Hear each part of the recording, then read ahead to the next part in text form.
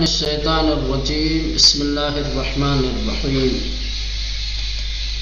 الحمد للہ رب العالمین وصلی اللہ علی محمد وآلہ الطاہرین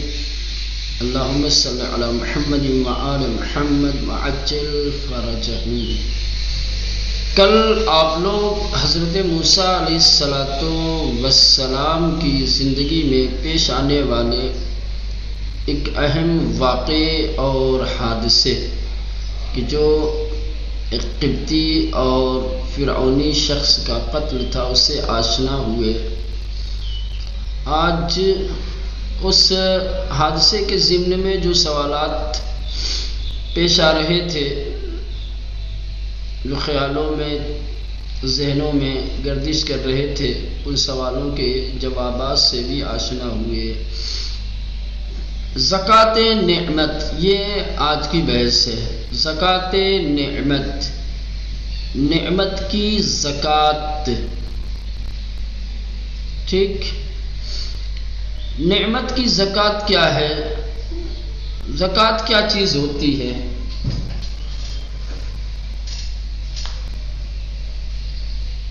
زکوٰۃ جانتے ہیں آپ، فروع دین کی ایک فرع ہے اور اسلامی دستورات میں سے ایک دستور ہے کہ اللہ نے حکم دیا ہے کہ چند خاص چیزوں پہ کچھ شرائط کے ساتھ واجب ہوتی ہے۔ فقہ کی کتابوں میں آپ کو مستقل ایک باب، ایک کتاب ملے گی، کتاب الزکوٰۃ، وہاں پر تفصیل کے ساتھ اس کے واجب ہونے کے شرائط اور اس کے مصارف اور اس کی تمام چیزیں جو ہے بحث کی جاتی ہے۔ یہاں اخلاقی طور پہ زکوٰۃ کے سلسلے میں انسان کی کیا ذمہ داری ہے اس کو بیان کرنا چاہتے ہیں۔ اللہ نے انسانوں کو جو نعمتیں دی ہیں، ان نعمتوں کو صحیح طریقے سے استعمال کرنا، جائز اور مباح چیزوں میں خرچ کرنا، عدل و انصاف کے ساتھ خرچ کرنا، یہ بھی ایک زکوٰۃ ہے۔ زکوٰۃ سے مراد یہاں پر خدا کی راہ میں خرچ کرنا، صحیح طریقے سے خرچ کرنا، یہ مراد ہے۔ یہ زکوٰۃ سے مراد وہ زکوٰۃ نہیں ہے جو انعام ثلاثہ یا غلات اربع یا نقدین وغیرہ پہ جو واجب ہوتی ہے۔ زکوٰۃ نعمت، اللہ نے حضرت موسیٰ علیہ السلام کے اوپر جو خاص توجہات رکھی، جو عنایتیں موسیٰ کے ساتھ رہی، خدا نے جو حضرت موسیٰ علیہ السلام پہ کرم کیا، ان نعمتوں پہ، یہ ساری چیزیں نعمت ہے خدا کی، ان نعمتوں کے سلسلے میں حضرت موسیٰ علیہ السلام نے کیا کیا؟ قال ربی بما انعمت علی فلن اکون ظہیرا للمجرمین۔ سورہ مبارکہ قصص کی آیت نمبر 17 ہے۔ حضرت موسیٰ علیہ السلام نے خدا کی بارگاہ میں عرض کیا، پروردگارا، جو نعمتیں تو نے مجھے عطا کی ہے، اس نعمت کی وجہ سے میں مجرموں کی حمایت اور ان کی مدد نہیں کر سکتا۔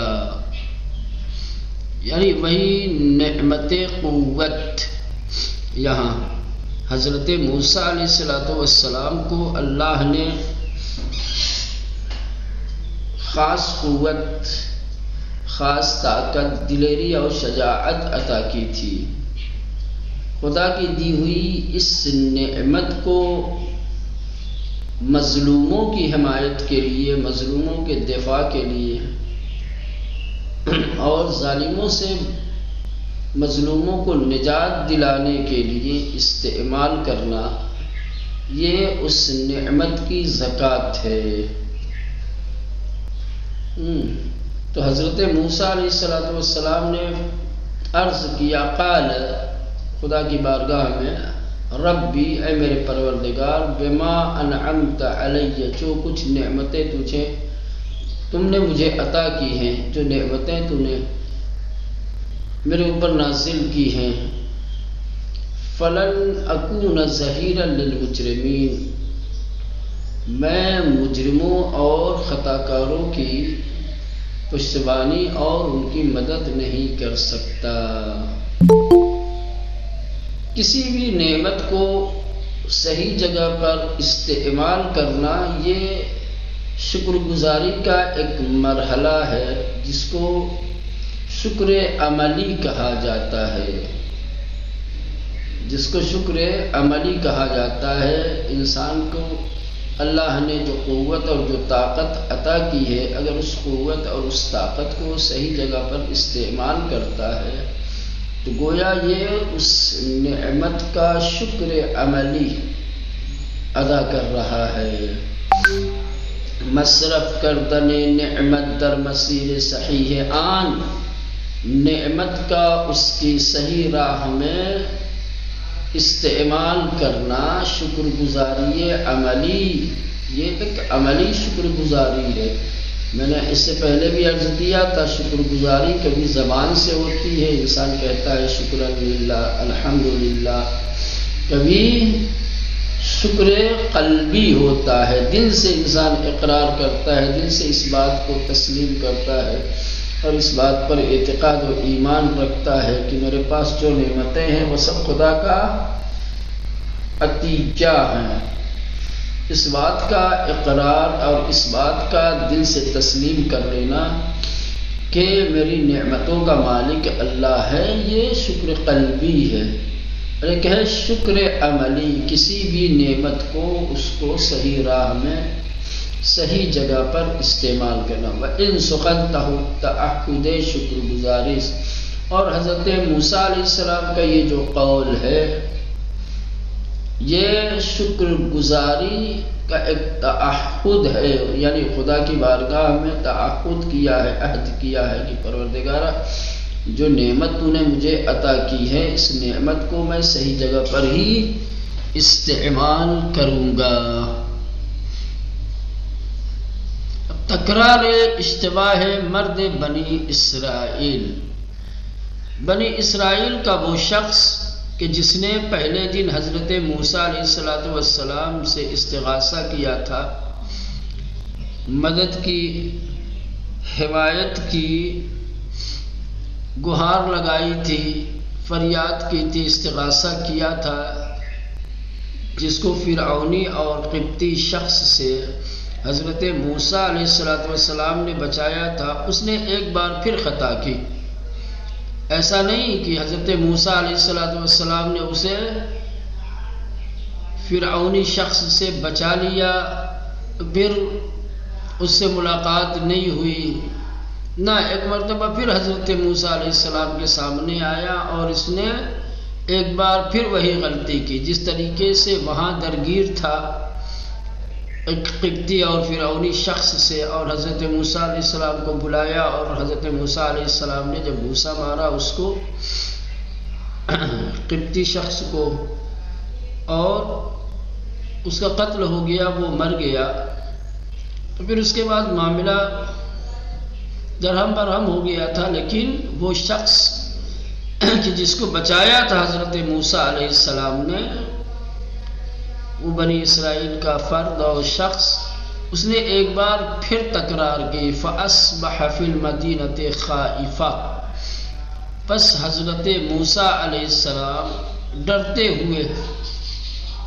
علی الصباح مدینے میں یعنی شہر میں داخل ہوئے۔ حضرت موسیٰ علیہ السلام خوف و ہراس کے ساتھ شہر میں داخل ہوئے کہ اب جو کچھ بھی ہوا ہے دیکھیں اس کا نتیجہ کیا۔ خائفا یترقب فاذا الذی استنصرہ بالامس یستصرخ، پس وہ شخص جس کی کل حضرت موسیٰ علیہ السلام نے مدد کی، دیکھا یہ یستصرخ، یہ پھر حضرت موسیٰ علیہ السلام کو آواز دے رہا ہے، پکار رہا ہے، قالت حضرت موسیٰ علیہ السلام نے قال لہو سے کہا انک لغوی مبین، یقیناً تو گمراہ ہے، یقیناً تو بھٹکا ہوا ہے۔ اب اس کی تفصیل آئے گی نیچے، ابھی فی الحال یہاں پر ایک نقطہ عرض کرنا چاہتے ہیں، وہ یہ کہ فَأَصْبَحَ فِي الْمَدِينَةِ، کس شہر میں داخل ہونے کی بات کی جا رہی ہے؟ جس شہر کی بات کی جا رہی ہے وہ ہے شہر مصر، کہ حضرت موسیٰ علیہ السلام شہر مصر میں داخل، باتوجہ بعبارت فَأَصْبَحَ فِي الْمَدِينَةِ، کہنے کی قرآن مجید کی یہ جو عبارت ہے، آیت کا جو یہ ٹکڑا ہے فَأَصْبَحَ فِي الْمَدِينَةِ، اس کی طرف جب آپ توجہ دیں گے تو آپ کو اس بات کا علم ہوگا کہ حضرت موسیٰ علیہ السلام شب رات در شہر مصر بسربو، کہ رات انہوں نے شہر مصر میں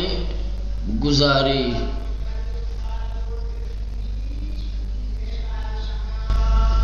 اس کے بعد علت سرزنش شدن مرد اسرائیلی، یہ ایک اہم بات ہے کہ وہ شخص جس کی مدد کی تھی حضرت موسیٰ علیہ السلام نے ایک دن پہلے،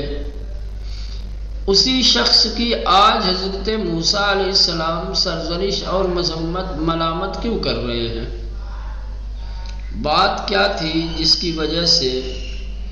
وہ شخص جس کی کل مدد کی تھی آج اس کی مدد سے انکار بلکہ اس کی ملامت کی جا رہی ہے؟ کہنے کہ آن مرد ہر روز با یکی از قبطیان درگیر میشد در حالی کی قدرت دفاع از خود را نداشت و از این درگیری ها جو شر و فساد بر نمی خواست۔ یعنی حضرت موسیٰ علیہ السلام نے جو اس کی ملامت کی ہے اس کی وجہ یہ ہے کہ وہ شخص ہر روز کسی نہ کسی قبطی اور فرعونی شخص سے درگیر ہوتا تھا، اس کا اختلاف ہوتا تھا، روزانہ لڑتا تھا، باوجود کہ اس کے اندر خود لڑنے کی جھگڑنے کی طاقت نہیں تھی، یعنی وہ خود اس بات کی طاقت نہیں رکھتا تھا کہ وہ اپنا دفاع کر سکے۔ دفاع کی طاقت نہ رکھتے ہوئے بھی ہر دن ہر روز کسی نہ کسی قبطی کسی نہ کسی فرعون کے پیروکار شخص سے الجھ جاتا تھا، اس کے ساتھ تکرار ہو جاتی تھی، ہاتھا پائی ہو جاتی تھی۔ اب ظاہر سی بات ہے ہر روز اگر کوئی انسان دوسروں کے ساتھ درگیر ہوگا، جھگڑا لڑائی کرے گا، تو سوائے فتنے و فساد جنم لینے کے، فتنہ و فساد ابھرنے کے اور کیا نتیجہ سامنے آئے گا؟ تو حضرت موسیٰ علیہ السلام نے دیکھا کہ اس کا تو روز کا کام ہو گیا ہے، سمجھ رہے ہیں؟ یہ شخص فساد چاہتا ہے، یہ شخص چاہتا ہے کہ فتنہ و فساد پھیلے، اس لیے حضرت موسیٰ علیہ السلام نے اس کی ملامت کی ہے۔ ان مرد ہر روز، وہ جو بنی اسرائیل کا شخص تھا وہ ہر دن با یکی از قبطیان، قبطیوں میں سے ہر روز کسی نہ کسی کے ساتھ درگیر میں الجھ جاتا تھا، جھگڑ جاتا تھا، در حالی کہ قدرت دفاع از خود را نداشت، باوجود کہ اپنے دفاع کی بھی طاقت اور قدرت اس کے اندر نہیں تھی۔ وَأَزْ إِن دَرْگِيرِهَا جو شر و فساد برنمی خاص، اور ان درگیری، ان اختلافات، ان جھگڑے لڑائی سے سوائے شر و فساد اٹھنے کے کوئی اور نتیجہ نکلنے والا نہیں تھا، اسی لیے حضرت موسیٰ علیہ السلام سرزنش کی۔ بہرحال اگر موسیٰ علیہ السلام پہ کمک سبتی نمی سبتی لکھا ہے یہاں پہ نمی شطاف دشمن اورا ازپا درمی آور، کہہ رہے بہرحال اگر حضرت موسیٰ علیہ السلام نے اس قبطی شخص کی مدد نہ کی ہوتی، اگر اسے نہ بچایا ہوتا یہ سبتی ہے، وہ قبطی ہے اور یہ سبتی ہے، یعنی بھائی بنی اسرائیل۔ اگر حضرت موسیٰ علیہ السلام اس بنی اسرائیل کے فرد کی، شخص کی مدد نہ کرتے، مدد کے لیے آگے نہ بڑھتے، تو دشمن اسے ہلاک کر دیتے، اسے نیست و نابود کر دیتے، اسے سبق سکھا دیتے، لیکن حضرت موسیٰ علیہ السلام نے اسے بچا لیا۔ فلما ان اراد ان یبطش بالذی هو عدو لهما قال یا موسیٰ اتريد ان تقتلنی کما قتلت نفسا بالامس۔ یہ سورہ مبارکہ قصص کی آیت نمبر 19 ہے۔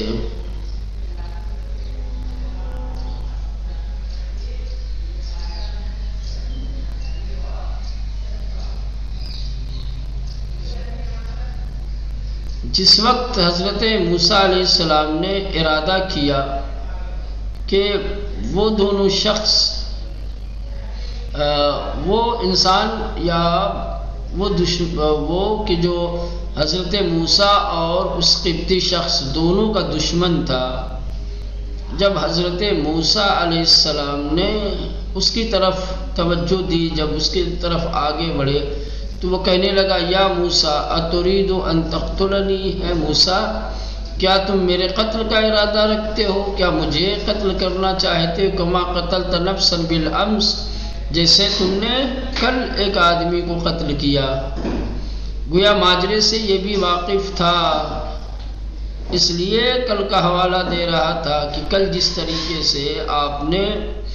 ایک شخص کا قتل کیا ہے، کیا آج میرے قتل کا ارادہ ہے، مجھے قتل کرنا چاہتے ہیں؟ ان تريد الا ان تكون جبارا فی الارض، اگر واقعی ایسا ارادہ ہے، میرے قتل کا ارادہ ہے، تو پھر ہوئے زمین پر اب ظلم و فساد کرنے والا، وما تريد ان تكون من المصلحین، پھر تو یہ مصلح لوگوں کا کام نہیں ہے۔ گویا آپ مصلح نہیں ہے، مصلح ہر روز کسی کا قتل تھوڑی کرتا ہے۔ اب یہاں پہ چند نقطے ہیں۔ پہلا نقطہ، حضرت موسیٰ علیہ السلام ان بار تنہا بنائے آن داشت کی اورا بقدرت بگیرت۔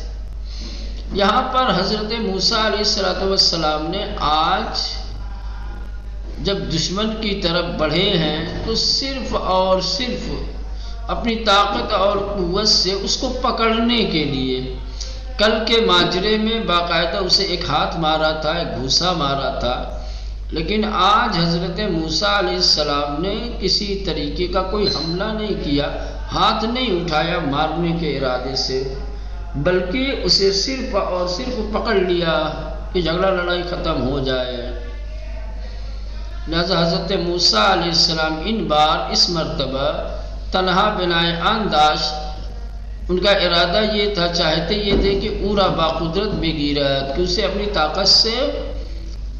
پکڑ لے اور جھگڑے لڑائی سے روک لے۔ دوسرا نقطہ، ماجرا روز قبل افشا شدہ بود، کل والا جو واقعہ اور حادثہ تھا وہ پھیل چکا تھا، اس کی اطلاع اور اس کی خبر ہر ایک کو ہو چکی تھی، اسی لیے یہ بھی کل کے حادثے کا حوالہ دے رہا تھا، کما قتلت نفسا بالامس، جیسا کہ آپ نے کل ایک قتل کیا ہے۔ نمبر 3، موسیٰ علیہ السلام قبل نیت اصلاح طلبی خود را اظہار کر دے بود، کہہ رہے کہ حضرت موسیٰ علیہ السلام نے پہلے ہی اپنی اصلاح طلبی کا اظہار کر دیا تھا، گویا بتا دیا تھا کہ میں یہاں کس لیے آیا ہوں، میرا ارادہ صرف اور صرف صلح و آشتی اور لوگوں کی اصلاح ہے، میں چاہتا ہوں کہ لوگ صلح و مصالحت کے ساتھ زندگی گزارے، اختلافات، جھگڑے لڑائی اس سے دور رہیں۔ یہ کیسے معلوم کہ حضرت موسیٰ علیہ السلام نے اپنی اصلاح طلبی کا اظہار کیا تھا؟ جواب، زیرا مرد قبطی اورا یک مدعی دروغین اصلاح معرفی کر، اگر حضرت موسیٰ علیہ السلام نے اصلاح طلبی کا اظہار نہ کیا ہوتا تو یہ قبطی شخص انہیں اصلاح کا دعویٰ، جھوٹا اصلاح طلبی کا دعویٰ کرنے والا کہہ کر نہ پکارتا، گویا اسے پتا تھا کہ یہ شخص پہلے اصلاح طلبی کا دعویٰ کر چکا ہے۔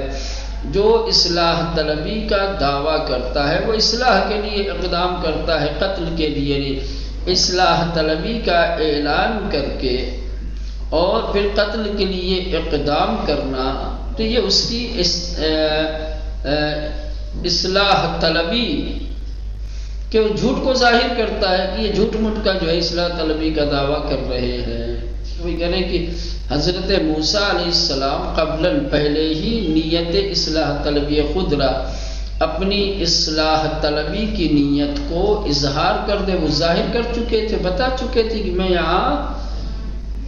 صلح و مصالحت کے لیے آیا ہوں، صلح و عشقی کے لیے آیا ہوں۔ زیرا مرد قبطی، کیونکہ وہ جو قبطی شخص تھا پورا حضرت موسیٰ علیہ السلام کے ایک مدعی دروغین اصلاح کا ایک جھوٹا دعویٰ کرنے والا معرفی کرد بتایا ہے۔ اب اس کے بعد مہاجرت میں مدین، اب مصر سے نکل کر کے، مصر کو چھوڑ کر کے مدین کی طرف